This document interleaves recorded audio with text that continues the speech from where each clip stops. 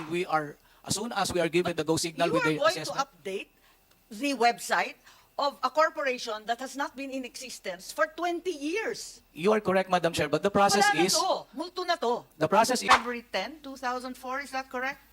Yes, Madam Chair. Their certificate of registration has been revoked since February 10, 2004. So when was this in fact registered? The PIRMA was registered or incorporated on March 12, 1997, Madam Chair. So from 1997 to the date that you revoked their incorporation in 2004, I understand that the reglementary requirements, the documents that are repertorial requirements were not submitted. Is that correct? And for that reason, you therefore revoked its incorporation? Yes, Madam Chair. Since the time of their incorporation, they have not submitted any reportorial requirements with the SEC based on our records. Who do you have as the directors of this corporation, please?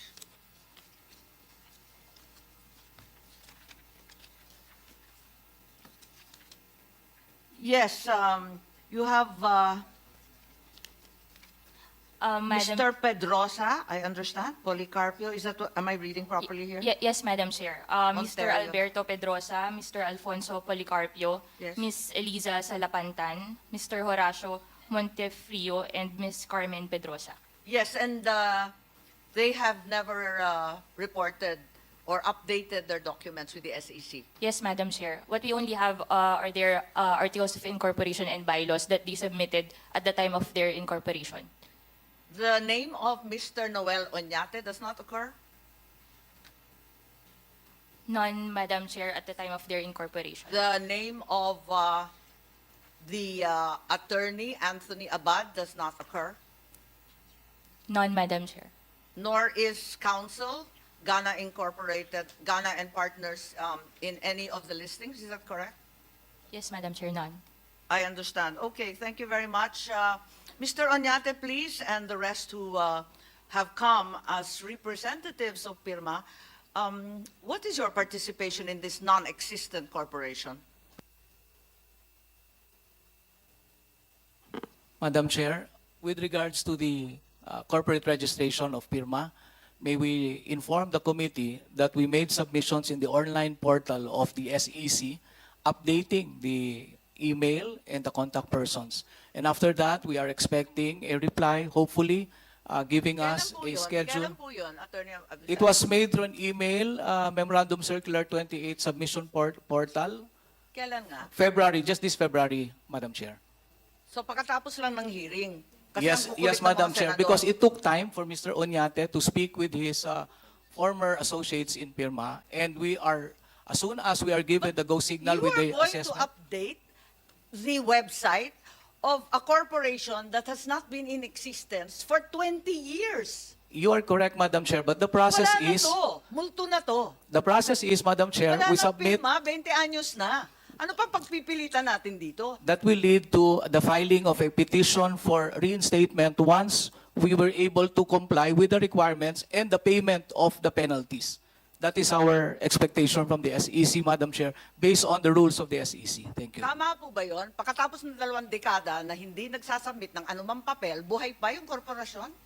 Ma'am, the proper process is they should have filed a petition to lift the order of revocation and not submit any the compliance for MC28 that was been mentioning by Attorney Abisado. So, Attorney Because Abisado, I think the SEC is questioning your legal competence. No, not really. Madam Chair, we cannot file a petition for reinstatement unless we update through this portal. Online submissions lang po lahat sa SEC. So we started updating. The next stage would be to submit the names, the new directors of Attorney PIRMA. Abisado, you should be warned. Huwag mong tuturuan ng SEC ng trabaho nila. Baka mas hindi po. ma-trouble tayo nito. Ay, hindi po, never Baka my intention, ilibing na Madam yung Chair. PIRMA na yan. Hindi Patay po. na nga, lilibing Naghihintay pa. nga ho kami, nakikiusap kami, naghihintay kami na hopefully mapagbigyan at mabigyan ho kami ng assessment of the penalties which would allow us, once we pay, which would allow us to file a petition for reinstatement. Yun Madam lang po. Chair? Madam Chair? Yes, Senator Binay. Hindi, naguguluhan lang ho ako, Attorney Abisado, dun sa timeline nyo eh. Nag-initiate kayo ng People's Initiative, pero hindi pa pala ayos yung documentation ng pirma nyo. Di ba dapat nag-due diligence muna kayo kung talagang may entity na pirma? Eh baka naman last minute lang to pahabol. May nakaalala na may pirma dati. At saka, kinaladkad na lang si Mr.Oñate na napakabait, nag-volunteer na rin. Di ba, Madam Ganun Chair? ba yun? So, if pirma Ang does gulo not... ba't walang Senator papel? Binay. Di ba? If walang technic- korporasyon, walang papel, walang resibo, ano ba to? Lahat kababalagan? Hindi. So, ang tanong, if pirma does not exist, it does not exist dahil wala na, revoked na siya by the SEC. So, sino yung entity na nag-initiate na itong People's Initiative? Madam Chair, Senator Binay, to answer your question, totoo po yung, yung observations ninyo. When we check the status of PIRMA, we knew na canceled na po yung registration. And we also knew that it would take a while bago po kami makapag-file ng petition for reinstatement. When we checked the rules, we Kaya found nga, out that pero for purposes of a PI, Senator Marcos, Yes, Attorney it's only a Abisado. registered voter that is required to file for People's Initiative. And we are hoping by the time we file the petition, baka nga po umabot na kami doon sa part na makapagbayad na ho kami ng... Hindi sana hindi na ng, ninyo ginamit yung pirma. Yung mga individual names na lang ang dinatag. People naman ito eh. Basta may tao doon na nakapirma, ayos na yon. Ba't pa kinaladkad yung pirma? Bakit ginamit-gamit pa itong kalansay na korporasyon na patay na? We understand your observation, Madam Chair. Advocacy ho kasi ni Mr. Oñate ang Hindi ba PIRMA. He last started minute it lang? Parang 1997. nakaladkad na lang to ng last minute para may mukha, para may pangalan. Ganun ba yon?